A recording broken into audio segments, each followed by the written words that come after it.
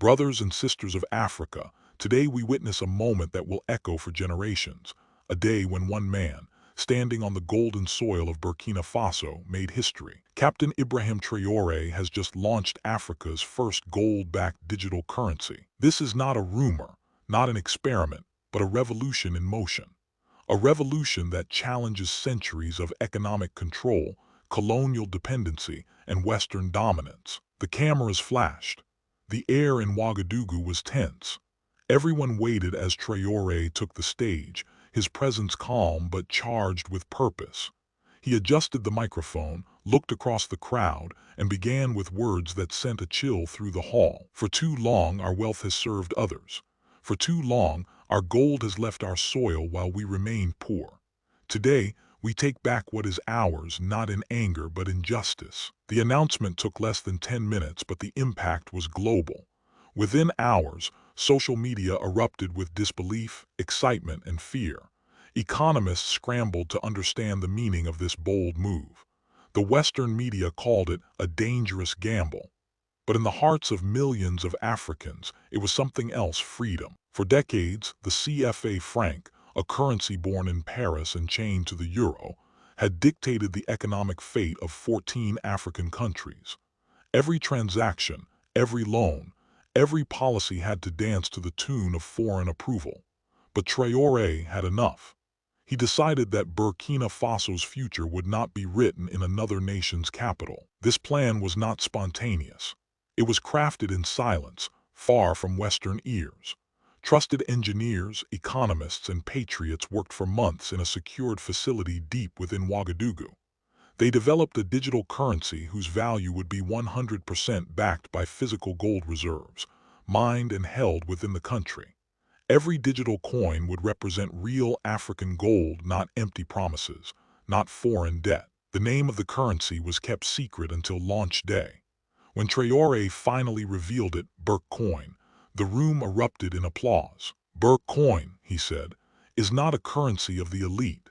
It is the currency of the people, born from our soil, backed by our hands and protected by our spirit. The symbolism was powerful. In a world where digital money is often nothing more than computer code controlled by distant corporations, Traoré was offering something tangible, a bridge between tradition and technology. But make no mistake, this was not just about economics. This was about power, real power. The West understood that instantly. News networks across Europe and America began spinning stories within hours. Burkina Faso risks isolation, said one analyst. This could trigger sanctions, warned another. But those words didn't scare Traoré. In fact, they fueled him. He had studied history. He knew what happened when African leaders tried to claim control over their own resources, from Lumumba to Sankara. But this time, he was prepared. Inside the presidential palace, advisors debated late into the night. Could this work? Could Burkina Faso really sustain an independent financial system in a world dominated by the dollar and euro? Traoré's response was simple. We have survived their weapons, their coups, and their lies. We can survive their banks too. Outside, in the streets of Ouagadougou, people celebrated. Vendors waved flags. Taxi drivers played Traoré's speech through loudspeakers. On social media, Africans from Ghana to South Africa began using a new hashtag, Gold4Africa. To many, this was more than just financial reform. It was a declaration of dignity, a message to the world that Africa's wealth would no longer be traded for scraps of foreign aid. And behind the celebrations, the system was already moving. Burkina Faso's central vaults were being fortified. Gold bars were cataloged, weighed, and sealed under military supervision. Blockchain engineers finalized the first digital wallets, and within days, citizens could download an app, simple, secure, and fully independent. In just 1 week, over 200,000 people registered. Local merchants began accepting Burk coin for basic goods. Students started trading small fractions among themselves. The energy was unstoppable, but so was the resistance. Leaked reports from European financial agencies revealed that Western governments were quietly pressuring regional banks to boycott Burkina Faso. The goal was clear: to strangle the new currency before it could take root. Traoré responded not with panic but with strategy. He invited ministers from Mali and Niger, two nations facing similar struggles, to a private summit. There, he presented a bold vision, an African economic alliance that would unite the region under shared financial sovereignty. It was the beginning of something larger than anyone expected. The first spark had been lit, and as night fell over Ouagadougou, one thing became clear. Africa's silent revolution had officially begun. The next morning, the headlines across the world screamed in disbelief. Traoré declares financial independence. Western journalists called it reckless. African youth called it revolutionary. But deep inside Burkina Faso's capital, something even more extraordinary was happening. Traoré wasn't done yet. As the golden dawn rose over Ouagadougou, convoys of military vehicles moved quietly through the streets. Their mission: to escort Burkina Faso's newly verified gold reserves, the backbone of the Burk coin, to secure vaults outside the city, hidden in reinforced underground facilities. This wasn't just about symbolism anymore. This was about survival. Traoré knew that any attempt to destabilize his country could begin with an attack on its gold, its lifeblood. That's why security was now tighter than ever. The entire project was under the protection of the National Defense Force, with drones surveilling the perimeter 24/7. Traoré had even enlisted the help of trusted allies from Mali and Niger, not governments, but independent financial and cybersecurity experts who shared his vision of an Africa freed from foreign dependence. He stood before his cabinet that morning, maps spread across a long wooden table, and said firmly, "We are not launching a currency. We are launching a weapon of liberation." Those words hit hard. Everyone in the room knew what was at stake. They weren't just building a new financial system. They were defying one of the most powerful global networks in human history, the Western monetary order. Soon, whispers began to circulate through diplomatic channels. The United States, France, and the European Union all held emergency consultations. One leaked memo from Washington described the situation as a potential spark for an anti-dollar movement across Africa, and they were right to be worried. Within just days of Burkcoin's announcement, delegations from Mali, Niger, Guinea, and even Chad quietly reached out to Ouagadougou. They wanted to learn how Traoré had managed to pull it off, how he'd bypassed the IMF, the World Bank, and the CFA system. Meanwhile, African social media exploded with debates. Some called Traoré a visionary. Others feared the West would never allow such independence to stand. But Traoré didn't flinch. In a televised address, he looked straight into the camera and spoke to his people, not in the language of politicians, but as a soldier and a son of Africa. They called us poor because they stole our wealth. They called us dependent because they made us slaves to their currency. But now, we will show them the real value of Africa is not in their banks, it's in our hands. The crowd roared. You could feel the pride vibrating through every street, every market, every home. But behind the scenes, pressure was mounting. Several Western companies immediately suspended projects in Burkina Faso. Aid organizations quietly reviewed their funding. And the French media began a relentless campaign to paint Traoré as a dictator, populist, and dangerous. One report even claimed that Russia was secretly behind Burkcoin, but insiders in the government laughed at the accusation. The code behind the digital currency was open source, visible to the world, and built entirely by African engineers. Still, the Western narrative was relentless. And it wasn't just media manipulation. There were real attempts to sabotage the system. A cyber attack hit one of the Burkcoin servers during the second week after launch. For a brief moment, the entire system froze. Panic started spreading online, but within minutes, the engineers restored the network. The attack was traced to an anonymous IP in Europe. When Traoré was informed, he remained calm. "They are testing us," he said. "They think we will panic, but Africa does not panic, Africa learns." Those words became another viral slogan. Printed on t-shirts, posted on walls, echoed in speeches across the continent. Africa does not panic. Africa learns. That same week, something unexpected happened. A group of Pan-African economists from South Africa, Kenya, and Tanzania publicly supported Traoré's move. They argued that this gold-backed system could become a continental model for stable, self-sustained growth. One of them said on live television, "What Traoré is doing is what the world's richest nations fear the most, a united Africa controlling its own wealth." And indeed, the world was watching. In Washington, financial think tanks began discussing possible countermeasures. The U.S. Treasury released a statement calling on African nations to exercise caution against untested digital assets. But the irony was clear.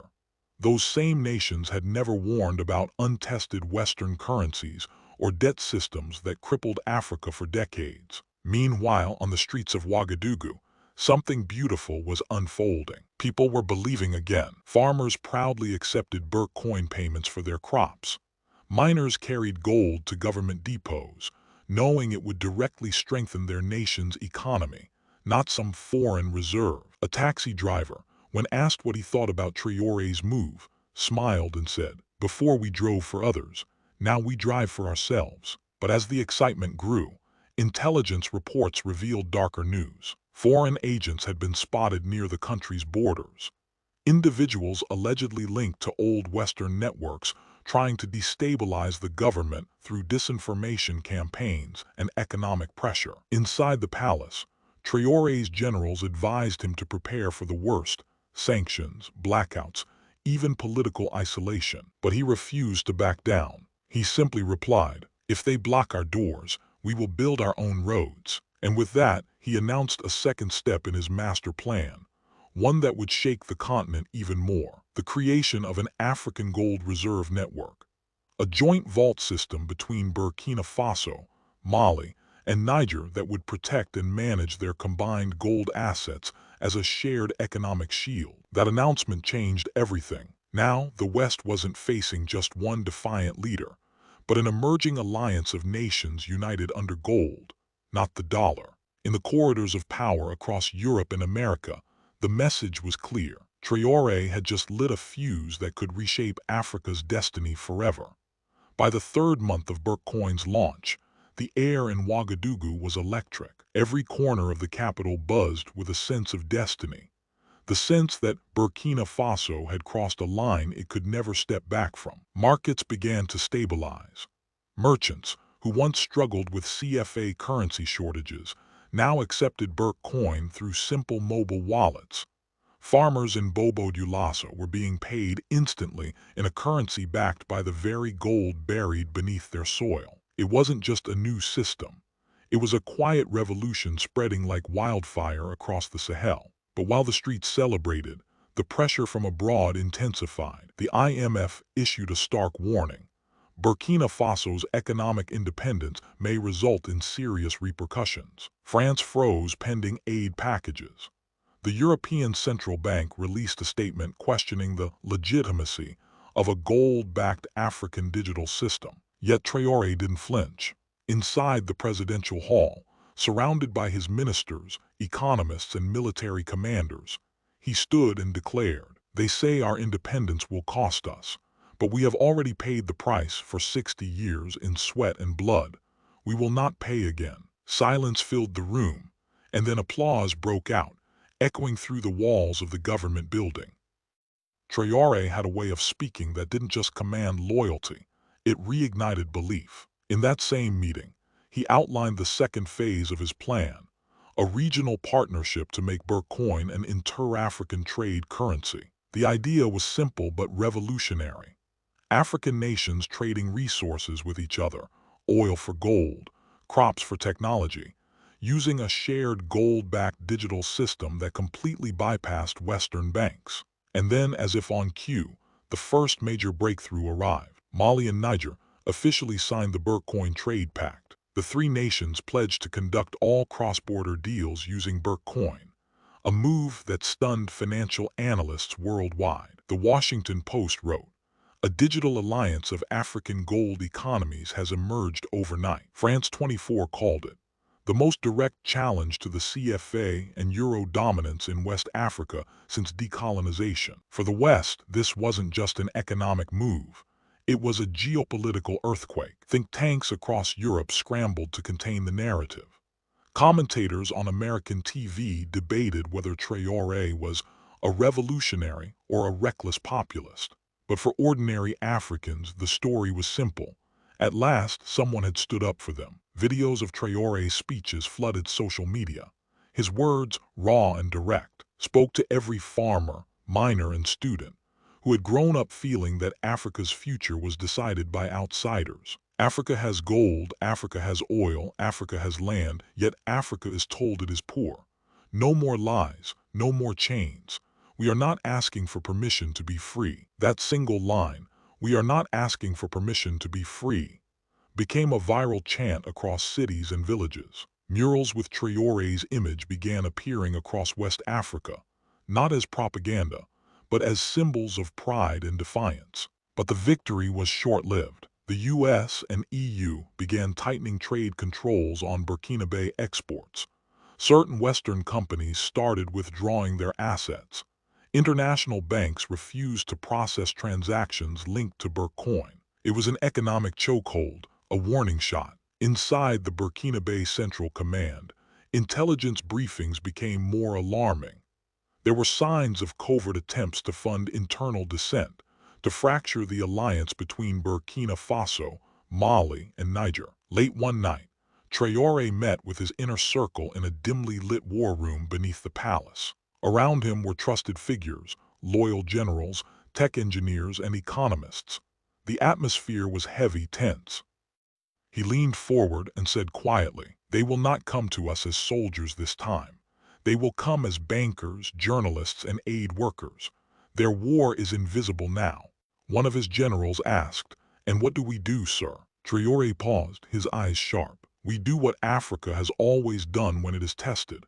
We stand together." From that night, operations shifted. The government created a new digital defense command, an elite cyber team known internally as the Pan-African Shield. Their mission: protect the Burkina infrastructure from foreign interference and digital warfare. And it wasn't long before they were tested. Weeks later, an organized cyber attack attempted to flood Burkina's network with fake transactions, aiming to crash its blockchain. For 14 minutes, the system stuttered, but the SHIELD team fought back, isolating the attack, tracing it through multiple proxy servers, and restoring functionality within an hour. The next morning, Traoré addressed the nation again. "They tried to erase us with code, but code cannot erase a people who believe in their own strength." That speech sent shockwaves again through Africa. Suddenly, independent journalists from Kenya, Senegal, and Ghana began covering the story, calling Traoré Africa's new economic commander. University students in Tanzania and Nigeria organized rallies supporting the Burkina initiative. And behind the scenes, something even bigger began to take form. A private meeting between Burkina Faso, Malian, and Guinean delegates took place in Bamako. A meeting that would quietly lay the foundation for a new African monetary alliance. Meanwhile, inside the White House and the Élysée Palace, reports described the situation as strategically alarming. Diplomatic cables leaked online showing frustration at Traoré's growing popularity. One note read, "We underestimated his influence. This movement has emotional power beyond economics." Indeed, the emotional power was unstoppable. Burkina Faso wasn't just making history, it was inspiring it. Children in villages began learning about digital finance and blockchain. Schools started offering workshops on gold economics. For the first time, technology wasn't seen as a foreign concept. It was Africa's own tool of empowerment. Traoré's experiment was becoming an African model. But even as hope rose, so did the danger. Intelligence reports revealed new attempts to infiltrate Burkina Faso infrastructure, this time targeting the electricity grid. If they couldn't crash the currency, they would crash the country. Once again, Traoré refused fear. He addressed his Security Council and said, "The more they attack us, the more they prove our worth. If they fear our success, it means we are succeeding." And indeed, Burkina Faso was succeeding against all odds. Within just 3 months, Burkcoin had crossed over 1 million active users across the Sahel region. Transactions were stable, the value consistent, and most shockingly, gold reserves continued to grow. For the first time in its modern history, Burkina Faso was trading without debt, and the world couldn't believe it. Still, Traoré knew the hardest part was yet to come, because this wasn't just about finance anymore. This was about reclaiming Africa's soul. The night sky over Ouagadougou shimmered like gold dust. As the digital dashboards in the central bank glowed, one figure stood silently before the screens: Ibrahim Traoré. His face, illuminated by the golden hue of Burkcoin's live tracker, reflected something beyond victory. It was resolve. After months of relentless struggle, cyber attacks, trade freezes, and propaganda wars, Burkina Faso had survived. The numbers spoke for themselves. Over $2 billion in gold reserves, 1.5 million Burkcoin users across Africa, and a growing list of partner nations exploring the system. But what the data couldn't show was the shift inside people's hearts. For the first time in generations, the phrase African wealth no longer felt like a contradiction. Traoré called for a midnight address. There was no teleprompter, no prepared statement, just him, standing behind a simple wooden podium. Soldiers, students, miners, and mothers all gathered around radios and phones, waiting. He began softly, "Brothers and sisters, tonight we stand not as beggars before the world, but as builders of a new dawn. They told us our gold was worthless without their banks, but our gold now powers our future." He paused, letting the silence stretch, then continued, "We have faced pressure, lies, and sabotage. But remember, power only fears one thing: the unity of the people. And that unity, my brothers and sisters, is now our strongest currency." Across Africa, people listened in awe. Hashtags like Burkcoin Revolution and Africa Can Rise began trending overnight. TikTok videos replayed his words. On YouTube, commentary channels called it the speech that ended Western financial dominance. But as the digital applause roared across social media, deep inside the corridors of the world's major power centers, panic was growing. In Washington, a closed-door meeting at the State Department gathered officials from the Treasury, Defense, and CIA. Leaked reports later revealed the tone. Burkina Faso's model, if left unchecked, will inspire an entire continental shift. Immediate containment strategies are required. Containment, that was the word, because they couldn't stop Traoré's movement through war, not when he had the people. They needed to isolate him politically, economically, and digitally. But Traoré was already 10 steps ahead. He had quietly negotiated with a coalition of African tech entrepreneurs, a decentralized network of developers from Ghana, Kenya, and Nigeria, to expand Burkcoin's infrastructure using African-owned servers. No foreign hosts, no Western cloud dependencies. Every node was run on African soil. That single move cut off 90% of potential leverage from outside powers. Then came the masterstroke, the African Wealth Ledger, a public blockchain-based system showing every ounce of gold backing the Burkcoin in real time. No central bank manipulation, no hidden reserves, no secrets. Transparency became the weapon. Overnight, trust skyrocketed. African traders, previously skeptical, started adopting the currency. Small businesses in Togo, Benin, and Ghana began using Burkcoin for cross-border deals. Even diaspora Africans in Europe and Canada began exchanging money through it, bypassing Western remittance systems completely. And just like that, the West's grip began to slip. But success also drew darker storms. A sudden surge of fake news began circulating. Claims that Burkcoin was collapsing, that Burkina Faso's reserves were gone. Anonymous blogs, Western media op-eds, and even economic experts appeared overnight predicting its downfall. Traoré responded not with anger, but clarity. In another national address, he said, "When truth rises, lies will multiply. That is the price of leadership. But do not be fooled when they shout that we are failing. It is because they fear that we are winning." His calm defiance only strengthened the people's loyalty. In the streets, murals appeared again, not just of Traoré, but of miners, engineers, mothers, and children holding Burkina symbols. This time, it wasn't just his revolution, it was everyone's. The cultural wave spread faster than even Traoré had imagined. African musicians began releasing songs inspired by the gold coin of freedom. Filmmakers started documentaries titled The Currency of the People. It wasn't simply economics anymore. It had become art, identity, hope. And then came the most powerful moment of all. One morning, a video went viral. A farmer from a small Burkina village holding his phone and saying in his native tongue, translated to millions, "For the first time, my gold, my crops, and my work have the same value as theirs. Thank you, my president. Thank you, Africa." That clip reached over 40 million views in 24 hours. It wasn't propaganda. It was the truth, raw and undeniable. Traoré watched the video in silence, then simply said, "This is what freedom looks like." Weeks later, a grand summit was held in Ouagadougou. Representatives from 12 African nations arrived to discuss forming a new continental economic alliance based on Burkina's framework. The hall was filled with flags, each representing countries that once struggled under the same colonial shadow, now gathered to rewrite their own story. As Traoré took the stage, the crowd erupted. He raised his hand for silence, then spoke his most famous words yet. "They asked us why we are breaking their system. I tell them we are not breaking it. We are leaving it behind." The audience roared, cameras flashed. Outside, thousands filled the streets chanting, "Africa for Africans, Africa for the future." That night, fireworks painted the sky.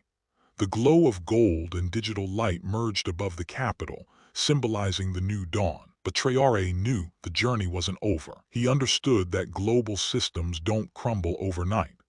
The fight for sovereignty, for equality, for dignity, it's never just one battle. It's a movement that must be carried by generations. Still, he smiled, because he had proven what many thought impossible, that Africa could build, lead, and thrive without permission. The next morning, he signed the final decree establishing Burkina as Burkina Faso's official national currency. And with that pen stroke, a chapter closed and another began.